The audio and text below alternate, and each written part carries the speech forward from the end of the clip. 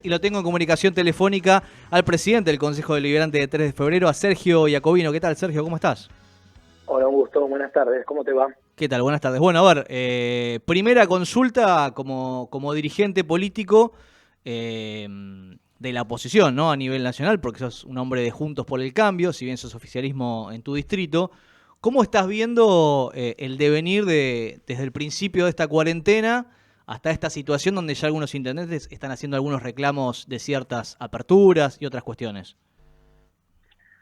Sí, interesante, ¿no? Porque de alguna manera el análisis hay que hacerlo con esta variable de saber que en un distrito acompañás a quien gobierna, pero estás dentro de una provincia y Ujú. en un país que el color político es otro, con lo cual hay que ser muy responsable, hay que tener muy claro que acá lo que nos tiene lo que nos tiene que convocar y tener como principal objetivo es salir rápido de la emergencia sanitaria de la mejor manera posible, con la menor cantidad de fallecidos, con la posibilidad de tener una reconstrucción social, económica y comercial lo más rápido posible, porque estamos viendo que en todo el mundo esta dificultad es enorme, países que en teoría tienen, en teoría no, que tienen niveles institucionales, económicos y redes mucho más fuertes que la nuestra, han tenido enormes dificultades y creo que no hay que subestimar absolutamente nada.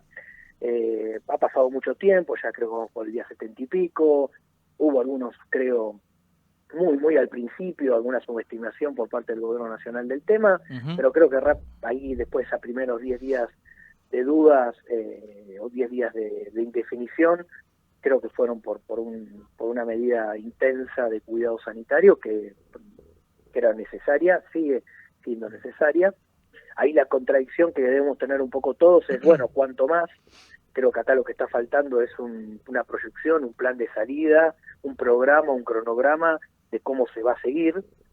La pandemia en sí misma va a quedar, la enfermedad del virus va a estar, vamos a tener que convivir con él este año, el año que Sí, viene, de hecho ahora, pero recién lo decía, está por arrancar el invierno, que es la situación más compleja, ¿no? viene más compleja la temporada, efectivamente, aunque al final parece que la influencia del verano y el invierno no es tan grande como se pensaba al principio. Todos los organismos de salud mundial están aprendiendo con todo esto, no todos estamos aprendiendo cómo llevarlo, cómo tratarlo. Lo cierto es que lo que me parece que está faltando es un plan de salida, un cronograma.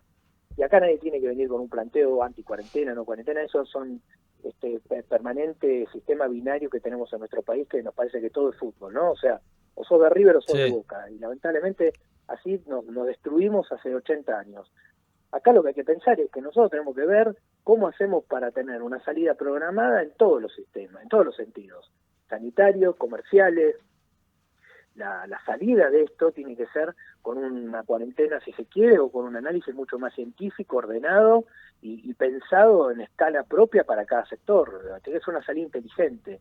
Lo que tenemos que enfrentar ahora es una cuarentena inteligente, una cuarentena reflexionada, una cuarentena donde le pongamos cerebro, no grieta o posiciones extremas. No nos Bueno, sirve en lo más mínimo. sobre eso al principio se ha notado, te consulto por Juntos por el Cambio, porque eso es el espacio al que perteneces, un sector que yo recién decía, los que están gestionando, intendentes, crítico pero dialoguista, con puentes de diálogo, y otro sector que es el de dirigentes, referentes del espacio, pero que ya no están gestionando, que van un poco más al choque, ¿no? Y un poco más fuerte apuntando hacia el gobierno nacional y provincial.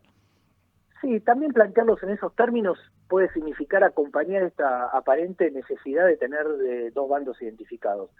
Lo que dicen los referentes de mi espacio es, Mm. ojo, quizás al no estar gobernando, los aspectos sanitarios no los tienen en la agenda diaria.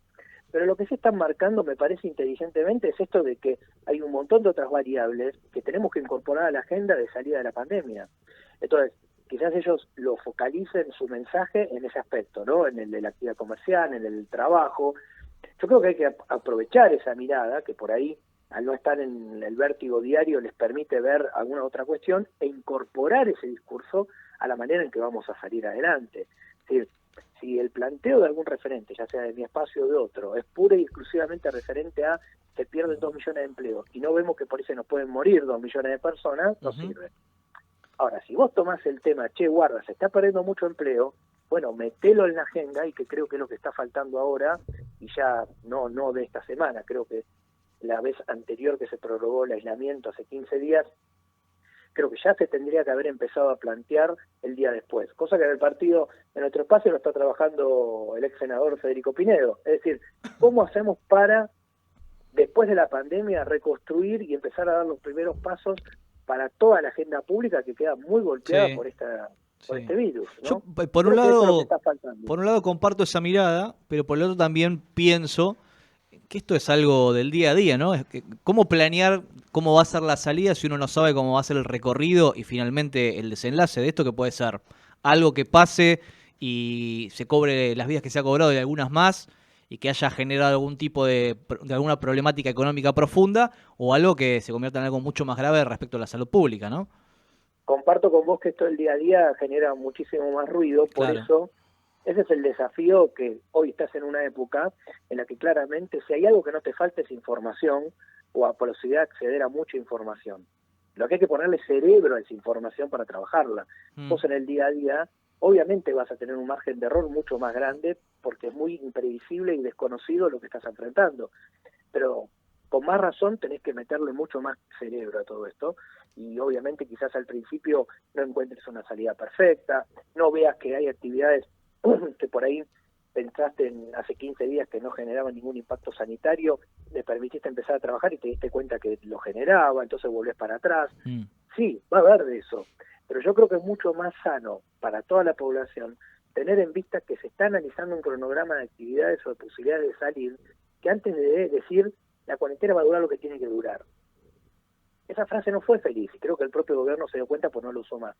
Porque te genera a la incertidumbre, le generas a un grado mayor de imprevisibilidad. Entonces, está claro que el gobierno nacional, que es el que está conduciendo esta emergencia, tiene adelante un desafío al que no se le conoce absolutamente nada. Y ahí es donde nosotros tenemos que colaborar en tratar de aportar la mayor cantidad de datos e información para que el programa de salida sea el más ajustado a la realidad. Ahí no podemos fallar, y cuando digo no podemos es toda la exigencia política, sin importar el color político, ¿no? Hace un ratito te hablaba de los dirigentes más dialoguistas, que en general son personas que están gestionando, intendentes, pero también reconocen, en off, por supuesto, que la línea de diálogo es mucho más concreta y hay un ida y vuelta más fluido con Nación que con provincia, con la gente de Alberto, con sus ministros, que con Kicillof y su gabinete. Sí. Esto es así. Mira, es lo que manifiestan todos aquellos que tienen un nivel de diálogo en esos dos niveles, que es mucho más difícil mantener un diálogo con la provincia, con los funcionarios de la provincia, que con el gobierno nacional.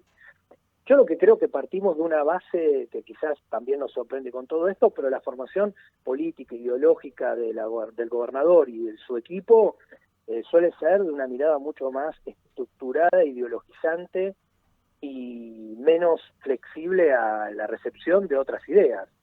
Y bueno, esa formación que vos tenés aparece siempre, en todo momento y lugar. Se ha demostrado, creo que desde el principio, aún antes del virus y de la pandemia, que el gobernador no es una persona proclive a tender puentes de diálogo y de acuerdo, y que todo lo ve como una situación de ganar o perder, ¿no? Recuerden, no nos olvidemos, parece que fue hace un siglo, pero fue hace 5 o 6 meses, la discusión que hubo en la provincia sobre la ley impositiva y fiscal. Y la discusión del presupuesto, que obviamente se pasó, había otras circunstancias que también ya en ese momento mostraban la imposibilidad de tener datos económicos, pero la postura inflexible que mostró el gobernador en ese proyecto ya lo pintaba, dijo, este es el proyecto, y si no les gusta, bueno, si no les gusta, votenlo igual. Entonces, te está mostrando una postura a la hora de la construcción política. Con la pandemia no se ha visto mayores mejoras, pero bueno, la realidad también calculo que lo fue empujando a tener que sí o sí reconocer que era necesario dialogar y que a veces no, es muy probable que uno no tenga siempre la verdad absoluta y creo que en este campo de la política menos. Entonces, bueno, ojalá cambie. Sergio, te consulto por lo local, cómo están viendo la curva de contagios en 3 de febrero y además se está haciendo un trabajo importante yendo a localizar a los infectados en las barriadas populares y en las diferentes localidades de 3 de febrero. Sí, a ver, lo primero, no tengo el dato ni de ayer ni de hoy, te mentiría. Lo que sí estábamos viendo es que tenemos una curva similar a la que está teniendo el resto de los municipios de la zona, ¿no? A veces se te incrementa porque encontrás un foco donde generalmente suele darse o se dio en geriátricos, donde por ahí hay mucha concentración, y si están todos infectados te lleva el número mucho más arriba, ¿no? Pero en general estamos teniendo la misma curva y la misma preocupación que el resto de la provincia en el área metropolitana, porque la provincia en sí mismo tiene dos realidades completamente distintas. Sí, claro. Y cada municipio aún así también tiene otras realidades distintas, y ahí te engancho con tu segunda pregunta. 3 de febrero no es lo mismo la zona urbana de Caseros, Ciudadela, Ciudad Jardín y Villa Bosch, que los barrios populares, que los barrios que son más marginados. Ahí la realidad es distinta. Entonces, aún dentro de tu propio municipio tenés distintas realidades. Por eso me parece muy inteligente, con recursos obviamente limitados, porque el municipio no tiene la potencialidad de recursos que puede tener la nación o la provincia, de ir a adelantarnos a buscar aquellos lugares donde se puedan detectar personas con la enfermedad, con el virus, y trabajar preventivamente. Creo que eso es una gran medida, que obviamente si se pudiera hacer con mucho más recursos, como los que podría tener nación y provincia con el mismo nivel que lo hacemos nosotros, sería fabuloso, pero bueno, estamos ahí esperando. Creo que es algo muy potencialmente con mucha posibilidad de darnos una foto de cuidado que si no la tendríamos, ¿no? Así que creo que es una gran medida del gobierno municipal esa. Además, en 3 de febrero, como está sucediendo en otros distritos, hay una intención de ir desde lo local abriendo algunos negocios, algunos comercios de cercanía. De hecho, esto se votó a principio del mes pasado, el 8, ¿no? Si no me equivoco, en el Consejo Deliberante. ¿Cómo está esa situación? Porque, por ejemplo, aquí en San Martín hubo antes de ayer una protesta de comerciantes queriendo trabajar con los protocolos pertinentes, ¿no? Claro, ese es el gran tema, ¿no? Los barrios de cercanía, o sea, lo que se está tratando de ver con esto que te planteaba al principio, de empezar a analizar con un poco más de inteligencia y precisión los casos, que por ahí te lleva mucho más tiempo, pero bueno, creo que esto lo amerita para no agregar a la dureza sanitaria, la dureza comercial y de trabajo, sabiendo que los dos se pueden retroalimentar en forma negativa, ¿no? Ese es el gran problema. Entonces, bueno, tenés que considerar, y los de cercanía, donde no haya transporte público, donde no se favorezca la congregación de muchas personas, con los protocolos de distanciamiento, higiene, etcétera, etcétera, te da la posibilidad de empezar a ver qué actividad puede empezar a trabajar o no. Así que esperemos que eso se pueda hacer. Es un trabajo muy fino, muy delicado, y de eso se trataba lo que nosotros votamos, que había sido la primera propuesta que se había enviado desde el Ejecutivo, que celebrábamos que se planteara eso, porque había sectores que estaban muy apretados en cuanto a su ecuación financiera, su situación comercial, y que necesitan realmente empezar a trabajar y no ponen en riesgo lo sanitario. Hay otras actividades que realmente tienen un alto impacto sanitario, como puede ser un restaurante con las mesas, como nos sentábamos antes de la pandemia de diciembre para atrás. Imposible hoy. O de enero, febrero para atrás. Hoy es imposible plantear eso. Y nadie puede desconocer que ese restaurante tenía empleados, hay un dueño que invirtió. Esa es la parte extremadamente dolorosa, que hay que tratar de buscar algún acompañamiento. Los municipios, que somos, insisto, la parte más chica, la que menos cobra en tributos y demás, estamos buscando alternativas en forma permanente y constante para ver cómo podemos acompañarlo, pero sabemos que esa actividad hay que reconvertirla. Por eso celebro el delivery, el takeaway, o sea, el de pasar y retirar la comida. Son alternativas que le permiten, por lo menos, a quien tiene ese comercio, a sobrellevar, esperemos, esta situación, ¿no? Perfecto. Sergio, un abrazo y muchas gracias, ¿eh? No, por favor, gracias a vos y un saludo a todos. Un saludo. Ahí pasaba entonces Sergio Iacobino, quien es presidente del Consejo Deliberante de 3 de febrero.